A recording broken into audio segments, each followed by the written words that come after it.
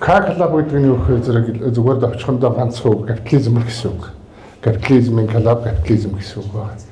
Тэгээ капиталист нийгэм гэдэг нь бол хүн төрөлхтөн одоо 100% капитализм байгуулаагүй ч гэлээ гисэн дэлхийн одоо дайнаас өмнө одоо Америкт тэрний дараа бомбын самууны дараа Англид ч юм уу жишээлбэл Рональд Рейган, Маргарет Тэтчер гэдэг энэ хүмүүс хүн төрөлхтний капитализм руу нэлээд төхүүлсэн төтөлсөн ийм түүхүүд байдаг. Ер нь хүний түүх өөрөө амьд үлдэхийн төлөөх тэмцэл, амьд үлдэж чадаж гэмээр аз жаргалтай амьдрахын төлөөх тэмцэл юм байна л гэж энэ сууц сэтгэгчдийн тэр бол бүтээл номонд тойрсон байдаг.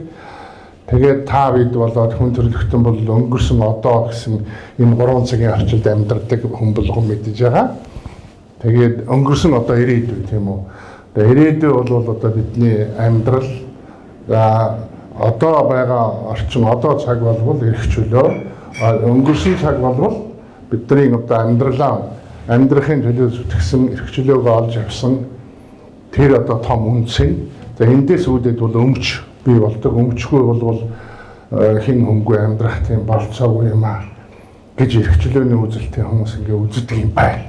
Тэгэхээр би одоо бол та нарт юу ярих гэж юм гэвэл энэ Монгол хүмүүстэй бас ойр байхын тулд онол чар хэрэгтэй. Гэтэ тэр онол чарыг Монгол хөрсөн дээр яаж буулгах юм бэ гэж би их бодоод байгаа. Тийм учраас хэрвээ ирээдүгийн алдах юм бол амьдралаа алдах юм бол ирээдүгээ алдна. Эрх чөлөөгөө алдах юм бол одоо байж чадахгүй одоо цагаа алдна. Тэр амьдрал эрх чөлөөрөө олж авсан эдтэй үн цэнтэй зүйлээ алдах юм бол өнгөрсөн цагаа алднаа л гэж. Тэгээ өнгөрсөн цагийн одоо нухчаан дунд тэр амьдрал өөрийнхөө олж авсан амьдрал эрх чөлөөгөө алдаагүй шахуу мөртлөө бас алдсан хэмнэлийн тухай ярих гэж байгаа. Тэгээд би яг юун тухай ярихыг бол урьдчилж нэг хэлэлгүйгээр өнгөрсөн цаг руу шууд орчихъя гэж бодож байна. Энэ өнгөрсөн цагт ямар агуу гайхамшигтай хүн байсан тухай өнөөдөр ярих юм. Юу сэдэн бол улс орноо удирдах чадахгүй байна. Тэрээр улс үндэснийхэн эрх ашгийг тууштай хамгаалж чаддаггүй. Өөрийн төрж өссөн газар нутгийн харийн гүрэнд найр тавьж өгсөн өөрийн орны эдийн засгийг хөгжүүлэх жинхэнэ шинжлэх ухааны үндэстэй төлөвлөгөөгийн улмаас гадаадын зээл тусламжид дулдуйдсан бие даах чадваргүй эдийн засагтай болж хараат байдалд орсон үндэсний үзэлтэн гэсэн зохиомол нэр хаяг зүүж үндэснийхэн залуус хэтнүүдийг элдв янзаар дарамтладаг, ажлаас нь халж чөлдөг. За юу ч юм бол Монгол Ардын хувьсгалт намын төв хорооны 90-ийн нарын бичгийн дарга сайдрын зөвлөлийн даргын өндөр албан тушаалд он удаан жил улиран ажилласан боловч хийж бүтээсэн зүйл тун үлэмж баг. Юу ч юм бол жинхэнэ авьяас бэлэг ажил хөдөлмөрөөр нь шалгарч Монгол Ардын хувьсгалт намын удирдагч Монголын төрийн тэргүүн болсон хүн бол биш. Тэрний Орос эхнэр авсан явдлыг зөвлөлт холбоот улсын зөвлөлтийн улсыг аюулаас хамгаалах хороо зохион байгуулсан бөгөөд тэр өөрөө Орос эхнэрийнхээ нөлөөнд бүрэн автсан ийм хүн байсан. Сэдэн бол одоо намынхаа олонний өмнөөс зүгээр нэг алдаа гаргасан хүн биш. Монгол төрийн өмнө гэмт хэрэг хийлдсэн хоо гэж. Ингээд Сэдэн балын алдааг тэр 64 оны 6 дугаар богд төрөл дээр ингээд хэлээд за ингээд энэ хүн бол олигтой хүн биш байна. Энийг одоо явуулна гэдэг ингээд цөлсөн байна. Тэгээд одоо Идрисийн хөдөнд 1964 оны 1-р сард өөрийнх нь 2 хөгшин ээжтэй, хөгшин эгчтэй өөрийнх нь хойд ээж нь амьд байсан.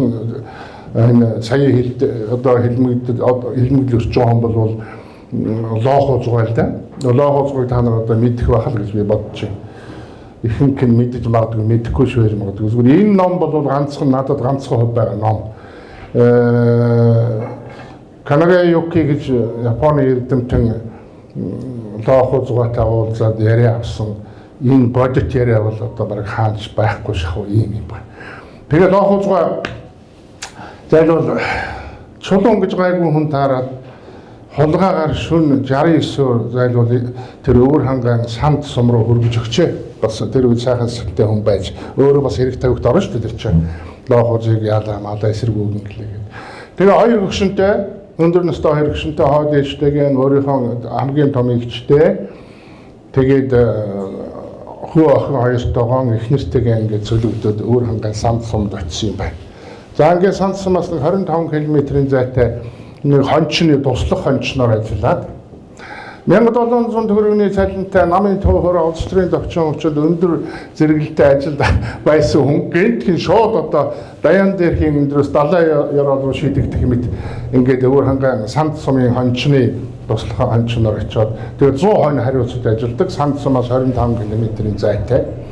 Тэгээ нөгөө хоёр хүүхэдтэй нэг налх охин 3-4 дугаар ангийн нэг хүүтэй нөгөө хоёр хүүхдийн сургууль соёлд нь оруулах эхнэр нь одоо санд сумд бай гэсэн чинь дугаа тэр нөхөртөг очиж тэр хонь мал хариулах нь руу яв гэдэг ингээ хөөгөр эхнэрийн тэгээ эхнэр нь бодож хүн нэг сүрхий хүү байсан байгаа тэр том хүн үгүй би ер нь ингээ та энэ айл майл намайг үлдээчихээ би одоо та хоёрыгаа зовоод явах аав ээж хоёроо эндээ үлдээгээд тэгээ хүүгийн санд сумд үлдээгээд бүрэн жаргалгаа нөхрийнхөө хойноос яваад санд сумаас 25 км-ийн зайд хонь мал алчээ. Тэгээд цалингаа авсан бай нэг өдөр 100 хонь малсны одоо сарын цалин бол 17 төгрөг 50 мөнгө гэж. 17 төгрөг 50 мөнгө.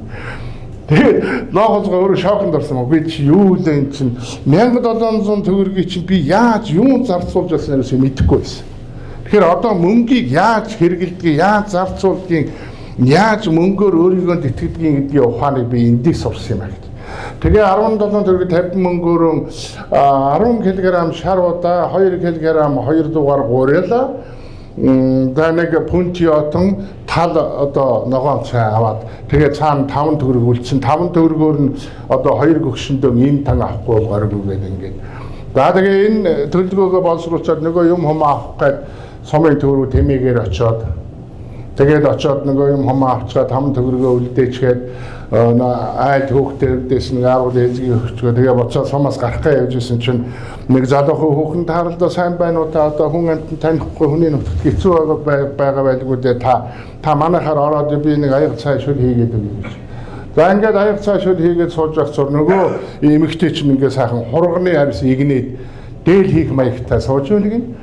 Тэгээд одоо сайн хоолж явах зураа хуучлаад угаа та одоо энэ гоёлын дээл хийж байгаа юм гэсэн тийм ээ би нөхөртөө одоо цар шинийх нь өмсөх гоё дээл хийж байгаа маа. Тэгээд одоо манай энэ хэрэг хурганы харьсыг илддэг хүн байхгүй болсон. Хурганы харьсыг бол торох шиг илдэж ингэж зөөлөн одоо намирсан болгож дээл хийвэл одоо тэргүй сайхан байдаг. Даач тийм хүн байхгүй цөөрчсөн гэж. Нөө тийм үү гэд тэгээд одоо хурганы харьс ямар үнэтэй байх вэ? Нэг ширхэг хурганы харьс бол 1 төгрөг юм уу эсвэл 2-3 төгрөг байдаг юм аа гэж. Тэгээд хурганы харьс хаанаас олд юм гэсэн одоо манай сумын ярав байгаа дөө. Тэгээ яг тодорхой байхгүй ер нь төрд байгаа нийгэмд байгаа өмчтийн эзэнгүй хөгийн байгаагийн бас нэг баталгаа тэнд харагдаж байна. Тэр юу гэж харагдаж байна гэхээр доо хуучгаа за би танд одоо хурганы харьсыг өстө чихтэй хийсэн илдээдэрвэл та тоохоор орох би худалдаж авна гэж. Танай нөхөр юу хийдгээс нягтлан бодох. Тэгэхээр нягтлан хүн болвол тэр үед бас хөөрхөн цалин байлантай гайгүй амьдралтай байсан юм л. За нөгөө айлаасаа гараад наад хургыныхаа харьснаас хамгийн дөмгийн надад өгөөд гээд нэг жоохон одоо гол юм аваад. За ингээд сумын төвийн одоо няруу хөөхн рүү яваад орсон чинь хурганы харьс би юу гэсэн би гэж юм. Би нэг хурганы харьс авах гэсэн та тэр хаалгыг дат гэж. Нөгөө хаалгыг татсан чинь хурганы харьс ингээд шатнаас таазаа хүртэл өрчсөн. Ямар ч хэрэгцээ байхгүй. Энэ бол төрийн өмч байхгүй тийм ээ. Довчхон байг. Тэгээд тэндээс нэгийг суулж очираад за би нэг хурганы харьс авъя гэд. Нөгөө авч утсан төсөөлсөн хурганы харьсгаа зүүрлээд хэлжээ. Нэг хурганы харьс хэдэнд авъя гэсэн чинь тэг та зүгээр аваад өгсөн гэж байна. Гүй би мөнгөний өгнө гэсэн. Гүй би танд мөнгөний өгч та. Өнөө ийм авахсан 5 төгрөгөөр тэр чигээр нөгчөж. Нэгээс 3 төгрөг байлаа шүү тийм ээ. Тэгсэн чинь авахгүй байх нэг хөг наатгаар чи би яах юм гэдэг бол аваад. Гэхдээ дугаа аавч шаргаад нөгөө 5 төгрөгөө үлдээгээд энэ чинь зарчим байгаа байхгүй хүний имийг зүгээр хүн хохироохгүй. Эрхчлөөний үзэлтэй хүмүүсийн бидний аран шин бол хин нэгнийг хохироохгүй, хин нэгээр хохироолохгүй, хаанаа одоо ашигтай өгөөтэй аваа та явах л үзэн шүү дээ. Тэгэхээр хэнийг ч хохироохгүй гэдэг үг лоохозгоо тэр одоо хөөгдөж туугдж явах хүртэл хадгалаад байсан. Тэгээ нөгөө харьсан аваад 5 төгрөгөө өгчгөөд за ингээд тэмээгээрээ ишүүсээр гэртээ за ажил гарсан би одоо хурганы харьстай ирсэн. Хурганы харьсаа илднэгээд эхнэртэй хэлсэн. Эхнэр ч бас ажилласан хүн дэвтэйгээд одоо эдээшүүлээд ингээд давс мавстаад ингээд ирсэн. Тэгээ нөгөө хойд ээж нөгөө төрсөн ихч хоёр нь одоо хэдий өндөр настай болж байгаа ч гэсэн хурганы харьс юм уу харьсыг яаж илддгийг маш сайн мэддэг. Цогточргоо тоохоцгоо аав хачин ажилласан хүн байсан байна. Ерөөсөө юмханаар юм хийдэг нутагтаа тийм хүн байж. Тэгээ аавын улбаа яваад нөгөө хурганы харьсыг илдэж хурганы харьсыг 3 дамжлагаар илддэг юм. Талхах, сулгуйлах, өнгөлөх гэдэг. За эхлээд талхаа дараа нь сулгуйлаад хамгийн сүүлд өнгөлөхөөр зэрэг хурганы харьс бол одоо торох шиг болдгоо гэж.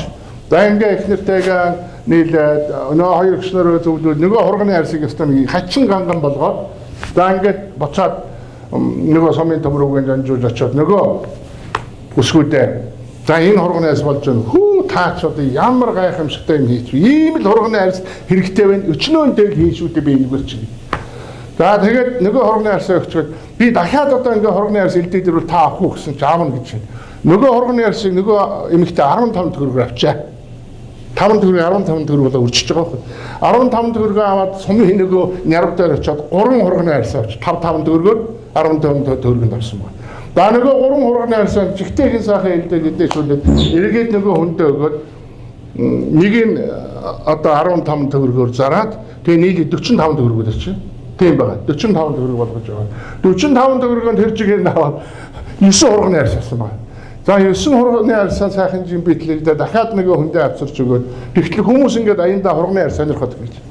За ингээд хурганы харьс илдэх ажиллаараа 20 хоногт 800 төгрөг олсон байна. 20 хоногт 800 төгрөг. Нөгөө 17 төгрөг 50 мянга авч ирсэн хүн чинь хөөхөн бүнжиг гэдэг. Тэгээд шунал нь хөдөлсөн. Эхлээд манай цэнгүү хэлсэн тийм шунал бол буруу юм биш ээ. Шунал хийж бүтээхийн шунал ашиг олохын шунал бол хамгийн сайн. Хүний хийсэн бүтээснийг дээрэндэг шунал бол гэмтэг гэж ярьж байгаа шүү тийм ээ.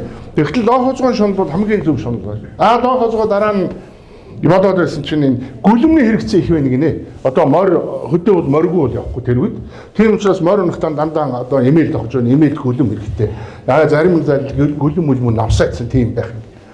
Тэгээ бодож за булгаараар гүлэм хийн. Булгаар бол одоо нэг том булгаар бол 100 төгрөг байт юм байна. Тэгээ 100 төгрөгөөр нэг булгаар хөөцөлдөө яваад олоодгож нэг булгаар бол 2 гүлэм болж байгаа гинэ.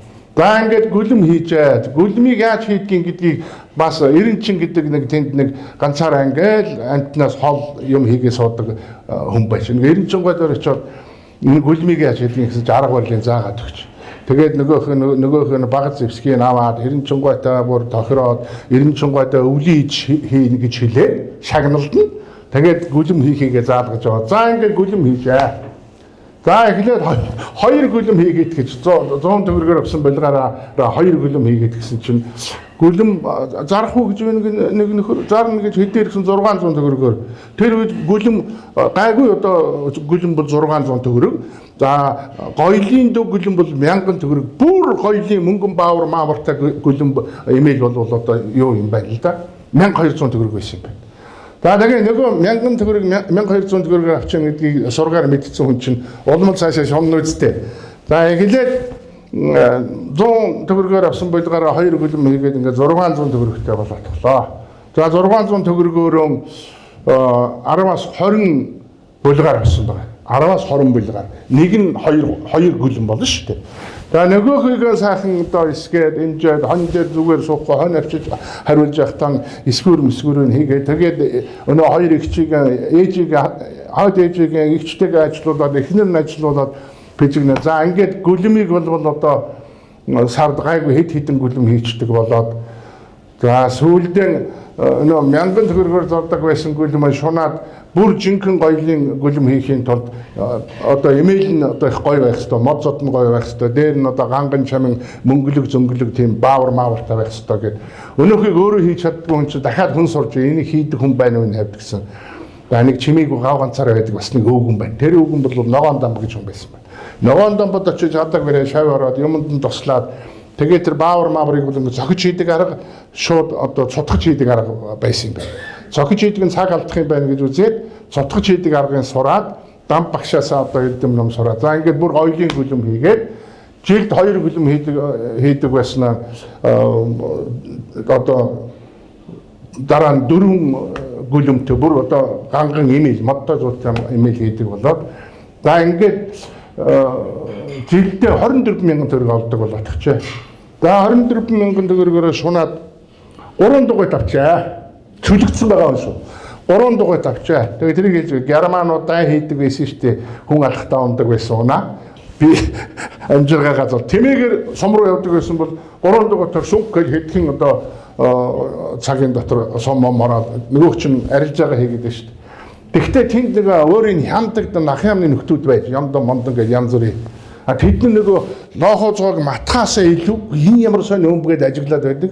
Тэгээ хорон юм нөгөө 100 хоньоос хургалсан хургийг шүн хургалж яхад нь хотноос нь ялах хургийг аваад ингээд малхроод нөгөө хургийг алаад байдаг гэсэн байгаа байхгүй. Тэгэхээр тэр чинь чимээг аргаар манерыг хорлож шít. Хург нь хорогдоод ирэхээр лохоцоо төлөвөрт орд юм байгаа юм шүү дээ. Тийм журмаар одоо тийм нах ямны байлаар аргаар ажиллаж ирснийг лохоцоо мэдчихээд өөрөө одоо хорлогдохгүй тулд хэвтэйхэн ивэн болоод нэг хургнаас илдээд нэг матаж ондонгойд өччих жишээ нэ. Тэр хүн тэгэхээр чинь хүний матсан чинь одоо матад байлтай гэж болно үстэй.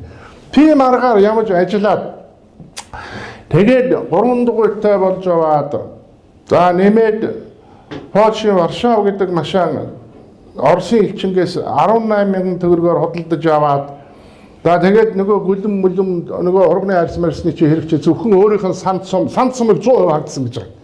Санд сумаасаа хайлаад бүр Баянгол тэр хавийн 30 ус гэх тэр хавийн бүх сумынхан ирж лохоцгойтой ойр болж одоо ер нь гачин ур хийцтэй бүх имэйл тэр одоо элддэг хурганы арьсыг авдаг. Би ингээд сулаагаад ирд.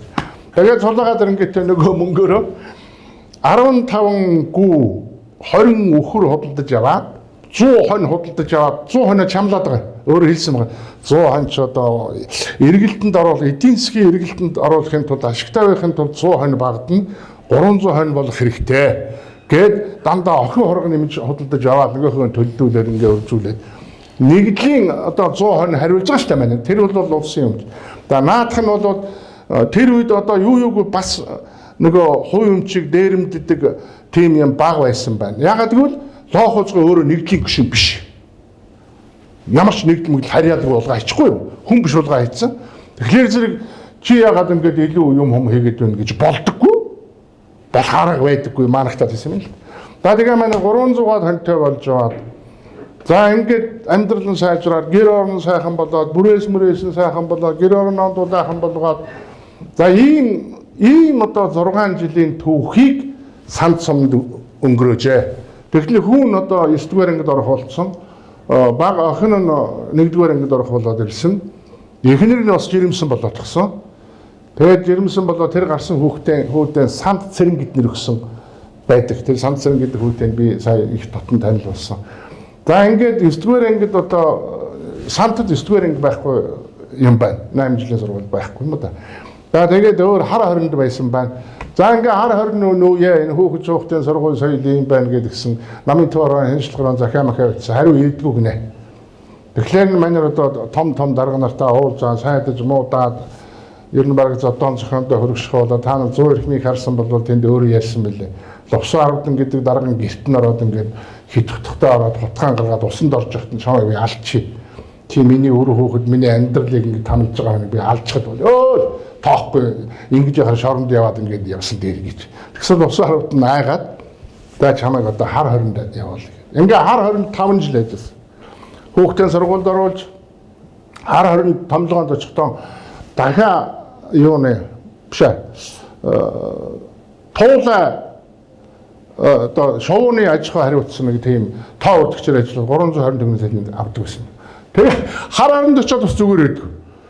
Энэ гахаа ирнэх өөр ашигтай. Энд Орос цэргийн анги гэдэг энэ гахаа гар мөнгө олно гэж тооцоод тэгээ хоёр тоороо гахаа аваад нөгөөхөн одоо үржүүлгэнд оруулаад тэгээд жилд 2-3 төллүүлээд нэг төлөлтөө 10-аас 14 тороо гард юм.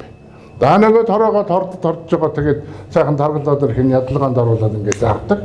Тэгээд Орос цэргийн ангид очиод гайгүй 8 төгрөгөөр зардаг гэдэг ба шүү 1 кг-ын.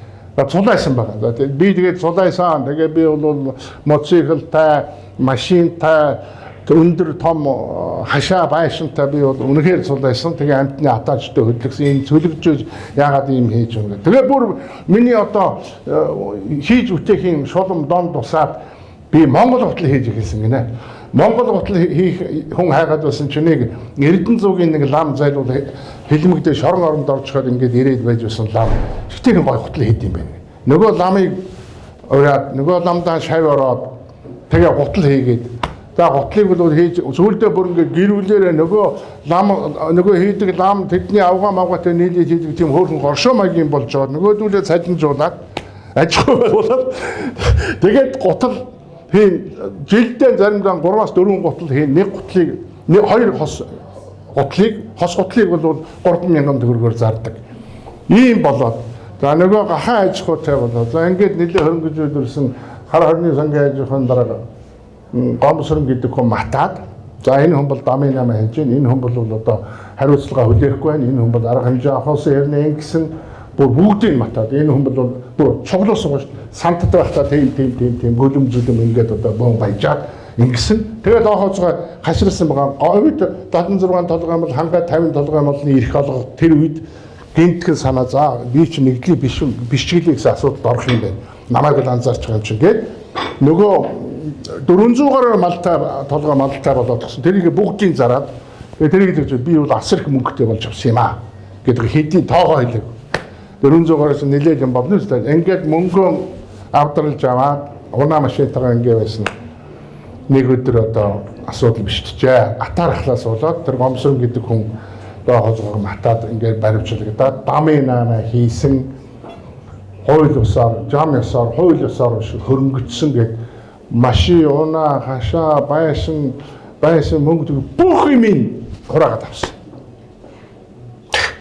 Тэгэхээр өнгөрсөн цаг дээр би тэр үйсэн тийм ээ өнгөрсөн цаг дээр би улсын амьдрал эрхчлөөгөө алдах юм болвол одоо ийм болдгоо. Тэгтээ нох хулгай бол алдаагүй. Тэгээ цаашаа ярил энэ тухай ярих юм бол зөндөө юм би дараа нь хар хөрний 5 жилийн дараа баригдаад тэгээ тэр нох хулгайг барьж өгсөн хүн бол хөдөлмөрийн баатар болсон гомсрон гэж хүн байсан юм байна. Тэгээд шоронд явахдаа өөрийгөө өмгөөсөн шоронд 6 жил болсон энэ Зөв хораагийн бирлэгт шоронд байсан. Шоронд байхдаа гадуураа ийм тогтоо уцтай хинтэж уулзуулдгүй. Тэгээд лох хулгайг бол хүнээр халуулах гэж нэлээ оролцсон хэрэгтэй хэл хотго шөвхтэй хүн одоо ороод тэгээд лох хулгайг бол дийлээгүй. Ийм одоо төвхтэй. Тэгээ нэг шоронгийн нэг ган сэрэ мэрэ ган халуух их байдаг байсан шүү дээ. Тэгээ заримдаа агтла хайд юм байна. Тэрийг зүгээр болохгүй аваад нөгөө хүчин гялаад бүгж мөгж хийгээд хоригдлуудад зараад шүдний мооны үгүй сойз мойцны нөгөө өнгийн ишүүдийг аваад шигтгэ мэгтгэ хийгээд ингээд шоронд хоригдлуудад зараад хоригдлууд эхнэрүүдээ эргэж ирэхээр бэлэглээд ингээд эхнэр нь жилд 2 удаа эргэж очдөг байсан очуулганд 1000 төгрөг 3000 төгрөг мэдүү эхнэрээ одоо шоронгоос тэжээгээд байсан юм байна. Тэгэхээр энийг юу гэж ярьж байгаа юм бол индивидуализм хувь хүн гэж бид нар ярьж байгаа өнөөдөр. Жинхэнэ ямар ч дарангуй цагт тэрвтэй одоо эрхчлөлтийн өсөн бүр хин ч бол энэ хүн чинь янз юм болно. Өөрийгөө аваад явдаг, өөрийнхөө аз жаргалыг зохицлоод ийм хувь хүн болвол ер нь тэр улс орныг аваа явдаг юм аа гэдэг санааг хэлхийн тулд лох хулгай амьдралыг ярьж байгаа. Энэ хүний амьдралыг бол дуусахгүй одоо өргөн цар хүрээтэй юм яригдана. Тэгээд лох хулгай тухай ярьсан учир нь юу вэ гэвэл түрүү хэлсэн хүн болвол өнгөрсөн одоо ирээдүйн энэ 3 одоо цагийн орчил дээр амьдардаг. Би хэрвээ өнөөдөр лох хулгай амьд байсан бол мөн ч одоо гайхамшигтай жишээ хөдөлмөрч хүний өөрийгөө авч явахын, өөрөө амьд байхтаа аз жаргалаа зохицлоохын одоо бүрэн амьд гэрч гэж би одоо өнөөдрийн бизнес гэж ярихын оронд энийг ярил манай ялангуяа манай залуучууд энэ хүний тоолж унших юмсан, түүхийн судлах юмсан би ч н одоо хаах нь яваа билээ гэд бодох байх гэж бодож би энийг ярьж байгаа. Тэгээд ер нь хүн гэдэг бол өөрийнхөө баялагийг өөрөө бүтээхээр ирсэн байдаг. Хүний өөрийн эдийн ч бай, сэтгүүн ч бай баялаг амьд байх уу, мөх үү, өргөдөх үү, хорогдох уу гэдэг нь зөвхөн тэр хувь хүний өөрийнх нь хичээл зүтгэлээс шалтгаалдаг. Ийм одоо үн жамтай юм байна. Энэ манай сууц итгэгчдийн одоо судалгаанаас ингээ харахад тэгээд манай цэнгүү эртэд хэлсэн үгийг би энэ давтаж хэлье гэж бодож байна. Ер нь бидний ярьж байгаа яриа хоорондоо дандаа уялдаатай, логиктой байх учиртай гэж бид нар бол дотроо боддог. Тэгээд хүнд бол 3 том үндэс нь байна. Нэгдүгээрт бол оюун санаа буюу логик сэтгэлгээ, хоёрдугаарт чиг зорилго, гуравдугаарт хүндлэх, өөрийгөө хүндлэх. Энэ 3 үндэсийн 3 том шин чанараар илэрхийлэгдэх. Тэр нь юу гэвэл нэгдүгээрт сэтгэлгээний том цар хүрээ, логик сэтгэлгээний том цар хүрээ, хоёрдугаарт ур чадвар, нөгөө чиглэл зорилготой хүрэх ур чадвар. За ингээд энэ бүх үйл явж явсны дараа өөрөөрөө бахархах бардамнал. Энийг би бүтээсэн, энийг би хийсэн, энийг би хийж чадна. Энэ үнийг би хүмүүстэй хамтраад хийж чадна. Хүмүүстэй хамтдаа хинэгнийг мүлжихгүй, хинэгэнд мүлжүүлэхгүйгээр хаана ашиг хонжоотой хин хэндээ өгөөжтэй ийм одоо үйл хэрэг болох юм аа гэдэг. Одоо ийм жамс одоо хүнд ийм 3 том үндэс нь 3 том шин чанараар уялдаж байдаг юм байна гэж. Тийм. Тэгээ ер нь эрхчлөө байсан газар амьдрал цэцэглэнэ. Эрхчлөө гэдэг бол зөвхөн хариуцлага хүлээх чадвартай хувь хүмүүсийн өөрийн авч явах чадвартай хувь хүмүүсийн эрхэм саруул чиг зорилго. Энэ эрхчлөө мөрөөддөг энэ хувь хүмүүсийг базаад ард түмэн хамт олон гэдэг нэг юмд базаж хаяад социалист нийгэм хүний үнцнийг, хүний тархины багтаамжийг хэлхийг ингээд зогсоогоо хайцсан ийм одоо гайтай явдал шүү дээ. Тэрийг энэ одоо жамсны үндэс нь хүн өөрийнхөө байх үндэснийг өөгшүүлдэг, хөгжүүлдэг тийм өөрийнхөө урмаар явах тийм болцоог нээдэг тогтолцоо капитализм. Бусад тогтолцоонууд бол дандаа зүүнний үзлийн тогтолцоо бол дандаа хүнийг ингэж суургалж тийм үү таамаглаж ярлаж чиний имийг би хийж өгнө, чи болохгүй бол чамайг би шийтгэн гэдэг ийм дарангуй тогтолцоо бол хүн төрлөختний түүхийг дандаа хараар одоо бишиж үлдээсэн түүхийг та бүхэн мэдчих. Тэгээд ер нь амьд байх, амьдрах эрх бол хүний бүх эрхийн их сурвалж зүйлүүд их ундрах суурь. За энэ амьд байх, амьдрах эрхийн суурь эрхийн үргэлжил нь өмчий. Хувийн өмчтэй байх эрх, өмчөө зудаах эрх. За энэ хувийн өмчтэй байцлаа гэдэг ашиг олох эрх. Олон хүмүүстэй харилцах, өөрийнхөө одоо явуулж байгаа бизнес үйл ажиллагаа ямиг өргөнөөр тэлэх, зөвхөн одоо улс орондоо биш, улс орон дамнасан том гэрээ контракт хийсэн ийм одоо үйлс хэрэг бол одоо хувийн өмчийн эрх юм аа гэж. Хувийн өмч хаана хумигдана, тэнд амьдрал гонхтой болно.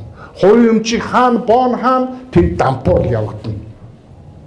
Хувийн өмч хувь хүний эрх эрхчлөө, хувь хүний эрх, хувийн өмч. Хаанаас нь зуруулаад ямар ч ирэмбгүйгээр энэ 3 үйл явдал, энэ 3 хэрэг явдал бол гарцаагүй хүнийг хамгаалах хамгийн том хамгаалал юм байна гэж. Одоо ингэж үзэж байгаа. Ер нь одоо хувийн өмчийн эрхтэй байна гэдэг нь юм хийх бүтээх эрхтэй байна гэсэн үг. За нөгөө тайгуур бол ер нь хувийн өмчтэй бай, хувийн өмчийн эрхээ яаж хамгаалахаа мэддэг. Тийм ээ, үндсэн хууль юу яаж заасныг мэддэг, гадарладаг ийм сэтгэлгээний цар хүрээтэй хүмүүс бол энэ дарангуй төр засаг ямар нэгэн төрийн, ямар нэгэн засаг захиргааны хараа тус байдаг. Бие даасан байх чадвартай байдаг. Тэр чадвар нь тухайн одоо амьдарч байгаа засаглалыг зүгээр чимээгүйгээр юм уу, тэ эсэргүүцэхгүйгээр ажиллаа хийгээд явхад тэд нар бол айдаг төр засгийнхан аливаа дарангуулыг цоцож чаддаггүй. Ийм юм. Тийм учраас өмчийн эрх буюу хувийн өмчийн эрх бол хамгийн ланжгар тогтолцооны суурнаа. Тэр тогтолцоо нь бол чөлөөт өрсөлдөөн, чөлөө сэтгэлгээг бий болгодог ийм капиталист тогтолцоо юм аа л гэж. Ингэж хэлэх гэж би өнөөдөр энэ өмчийн эрхийн тухай ярихадаа өнгөрсөн цаг дээр лоохууз гэдэг хүн яаж тэмцэж байсан би тэр хаагдмал үед. Тэгээд ер нь өмчийн эрх гэдэг юу юм бэ гэдгийг давчгаа ойлгуулахын тулд тийм ээ өөрийнхөө одоо уншсан, судалсан үнцнийг ингээд хөрсөн дээр буулгаж яривал илүү хүмүүст үнцэлтэй болох байх л гэж бодож байна л да. Тийм. Тэгээ өнөөдөр манайд хувийн өмч ямар байгаа вэ тийм үү? Өнөөдөр авилгалтай тэмцэж гэн гэдэг энэ томчууд ярьж байна. Авилгалтай тэмцээд бол явахгүй, ядууралтай тэмцлээ гэдэг үг хэлээд явахгүй. Ямар ч үр ашиг гарахгүй. Энэ данхар төр нурж байж энэ төрд одоо шигсэн, төр хурааж авсан, төр төвлөрүүлсэн бүх өмчийг нээлттэй ил толд эрен дараатай хувьчилж байж энэ төвлөрсөн өмч нь хов хүн дээр очиж, ховынханд очиж, ховын өмч болж байж өрсөлдөөнд орно. Эрүүл сар бол рационал хандлага буюу одоо зүйж ахтай эрүүл хандлага бий болно. Тэгж үзэж байгаа би бол өнөөдөр манайд хэдэн яам байгаа вэ? 16 гэсэн баг тийм үү?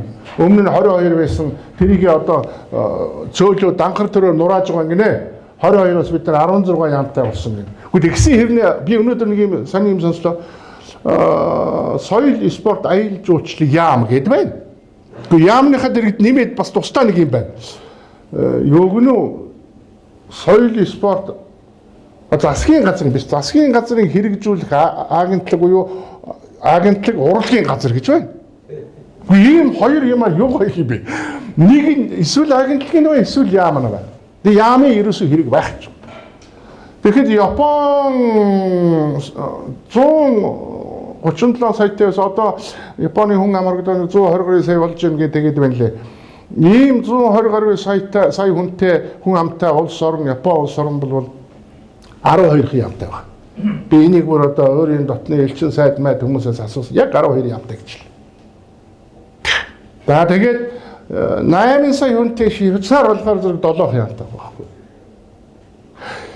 Өмчийн эрхийн баталгаа хизээ яаж хангагдах вэ гэж одоо болоог нэлээд холын юм болно энэ бол манай одоо энэ Liberty үзэлтэй хүмүүсийн өргөлжил бол одоо энэ хэлж байгаа улсууд хэрэгжүүлэх бололцоотой гэж би үзэж байгаа.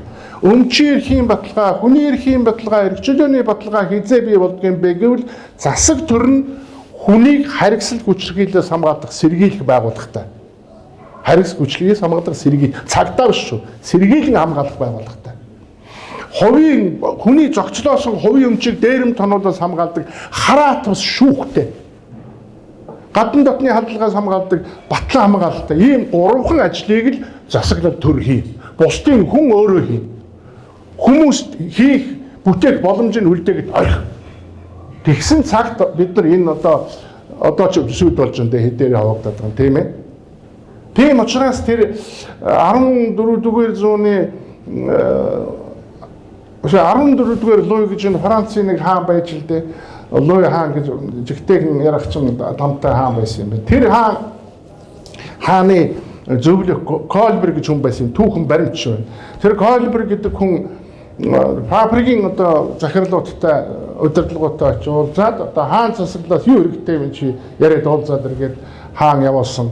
Тэгээ нөгөө Колбер очиод фабрикуудын тэр үеийн үйлдвэрүүдийн тэр үеийн бизнесүүдийн толгойлонтой уулзаад юу хэрэгтэй байна гэдгсэн лежендер гэж хүн хэлсэн байдгийг. Ой та нар биднийг зүгээр зөнд нь орхиод алаа. Бид ажиллаа хий. Дэлхий өөрөө иргэдэг юм гэж хэлсэн байдаг. За Францаар үг нь та нар одоо уншиж байна үү. Тэгээ энэ үгийг ямар хүн гаргасан бэ? Зүгээр нис цослын эмчүүн гаргасан байдээ. 1696-аас 1774 оны хооронд амьдарсан байлаа. Би оны буруу хэлж магадгүй. Франсуа Кейн гэж нис цослын эмч. Тэр 14-р Луигийн нууц амрагийнх нь эмч байсан байгаа байхгүй. Тэгээд анзаараад байсан чинь тэгээд амрагалчаад хүнийг зүгээр байхгүй дандаа өөрийнхөө хараанд байх гээд байсан явдал суудал тэгээд тэр хааны хүнийг дандаа өөрийнхөө хараанд байх гээд байсан үйл явдлаас үүдээд саяын энэ одоо бидний зөнд нь орхиотоо бид ажиллаа хий дэлхий өөрөө иргэдэг юм гэдэг үг гаргаа тэр эмч бол сүүлүүгээ улс төр евро бизнес рүү ороод ингээд явсан ийм түүхтэй юм байна лээ. За би тэгээ ойлгуулж чадсан уу юу ер нь өмчийн хувийн өмчийн ирэх гэдэг ийм давчхан агуулгаар өнөөдөр хүмүүст хүргэе гэсэн тэгээд чадсан эсхийг бол та нар мэднэ. За надаас асуух юм байвал асуу. Би мэдх юм байвал хариулъя. Мэдэхгүй юм байвал одоо та бүхэн ярина. Та нар асуух шаардлага байхгүй. Өөрсдөө ярина. Өөрсдөө бодож байгаагаа ярьж үлээ те. Логоц гэдэг хүн энэ хүн л дээ. За энэ Бошо театрын үүдэн дээр зогсож байгаа юм байна. Цаана Бошо театр байна. Энэ Логоцгаа Москвад сурч байхдаа суралцаад ирэхдээ бүтэн машин дүр номтой ирсэн баг. Тэгээ нөгөө нэг сар түрүү аваад явсан гэсэн шүү дээ. Аваад явахт нь хамгийн одоо харамсч байсан ном нь байсан байгаа байхгүй. Номын аас ийш ааш ялгаа хийсэн. Тэгээ нөгөө баяр чинь нөгөө төрийн өмч шүү дээ тийм ээ. Ховд байгаагүй. Төрийн өмч учраас тэр байшин бол орон сууцын дуртай нь хурааж авна шүү дээ. Энэ Москвад Большой театрт нэг орос зөвлөлт сурч байхдаа нэг орос бүсгүй танилттай танилцаад гэр бүл авгаа хөвгтэй болохоос өмнө залуу цагтаа 30 эдээ байсан. Тэгээ тэр хүүхэн нь одоо багш хүн байсан. Тэгээ асар их мэдлэгтэй хүн байсан. Ээж нь нисэг байгууллагад ажилладаг хүн байсан юм байна лээ. Тэгээ тэр бүсгүйгээс их юм сурсан гэж өөрөө одоо энэ номондоо ярьсан байгаа. Тэгээд энэ Большой театр Москвад байдаг бүх театруудыг үзсэн. Москвад байтугай Ленинград гэж бүх театруудыг үзсэн гэж. Тэгээд нөгөө Чайковский, Маяковский, Шопен, дэлхийн сонгодлогуудыг сонсдог гинэ. Нөгөө хүүхэн дуртай өөрөө ороод унтчдаг гинэ логоцгоо. Тэгээд нөгөөх нь сэрээдгийн. Тэгээд сүүлдээ юу унтах нь байтугай нөгөө хөгжим юмдаа автаад Бетховен, Моцарт мэдхгүй хөгжмийн талаар мэдхгүй юм байхгүй энэ юм. Гайхамшигтай мэдлэгтэй. Бүгдийг мэднэ. Бүх одоо сонгодлогуудыг үзсэн, дуу өрмөөр үзсэн. Тэгээ би одоо сонгодог урлаг гэж юм донд ингээд Большой театрт очиж байнг үзсээр байгаа дурлсан юм а гэж өөрөө энэ номон дээр ярьсан байгаа. Солидом энэ одоо тэр сант хүн юм уу хин юм энэ одоо яг л нөгөө энэ том хүн ч байж магадгүй би сайн мэдэхгүй байна. Сант юм уу? Тэгээ би зүгээр таагаад ярихад нөгөө энэ хэдгээр ингэж баймаар хөхтэй. 3-5 мэдэхгүй байна. Зүгээр энэ хоёр юугаар хэлээ. Би одоо энэ хүүхдний хэнийг мэдэхгүй учраас хэрвээ сан тавьд байсан бол тэр том хүүтэйг авах уусан зураг дараа нь юунаас шоронгоос 6 жил байж байгаа шоронгоос гарчаад 82 онд шүү дээ. Энд Улаанбаатарт байхгүйгээд хөвшгөлийн Баянзүрх сум руу хөөсөн байгаа. Тэгээд цөлгөнд явуулахад нь эхнэр нь санаа зовоодгүй чи яаж ганцаараа явах вэ? Ядаж ингээд хүүгээ аваад явгээд сант сэрэнгээ аваад явсан. Тэгээ Баянзүрх сумд очиж зүгээр яваагүй. Халуус байгуулсан. Усан дор. Тэгээд хөвсгөлийн хамгийн анхны халуун усыг бий болгосон энэ хүн. За би та нарт санал болгож байгаа ном тулгаж байгаа юм биш шүү. Энэ Английн Атлантын нуруу тэнэв гэдэг арман. За энэ их сурвалж байна. Би хамгийн түрүүнд армануудаас нэг их сурвалжийг уншсан. Их сурвалж гэдэг бол Батчулуун докторын орчуулсан ийм том арман. Энэ Фридрих Бастиа гэдэг хүний хууль гэдэг ном байна. 59 наслсан Бастиа гэж гайхамшигтай эдийн засгч Францын. Дараагийнх нь энэ одоо Английн өөрийгөө бодох нь ариун үйлс гэж. Тэгээ энэ номыг уншсан байхад бол гэхдээ энэ унших нь их голдог золигийн номоо. Энэ номыг уншсан байхад бол нэр идүүгээ цагийн залуучууд бол тасрандоо. Энэ манай цогтвэрийн зураг. Төрийн өмчүүл юм гахаа. За тэгээд тэрийг очиод уншичаараа та нар мөмнөөс нь гөгч байгаа хулгайш дээр эмчингүүдийн тухай хаад тэр би өчигдөр манай Цинтогийн нэг нийтлэл гарсан юм аа. Тэрэн дээр энэ зураг байсан. За ийм юмнуудыг үзүүлэх гэсэн би бол өөрөө эрхчлөөний үзэлтэй хүн социализмын бүтээгдэхүүн чиглэлээ гэсэн лоо хуучгаа үзсэн натаа бол яг нэг байдаг ийм хүн баг юм. Тэгэхээр хүн болгоныг өөр яран сунтай гэдгийг натад хэлсэн нэг хүн бол Ямбогийн ямд орж байгаа бас л цөлөгдөж хөөгдөж явсан хүн. Хорооны минхээ хууршгүй, өндөгний минхээ өөрчлөгдөшгүй, алганы минхээ арилшгүй, минийх гэж. Хүн болгон өөрийн онцлогтой өөрийн одоо авиртай байдаг. Тийм учраас өөрийнхоороо байх хамгийн чухлаа гэж ингэж хэлсэн байдаг. За тэгээд ах нь ингээд яриагаа энэ хүрээж байгаа яа. Тийм.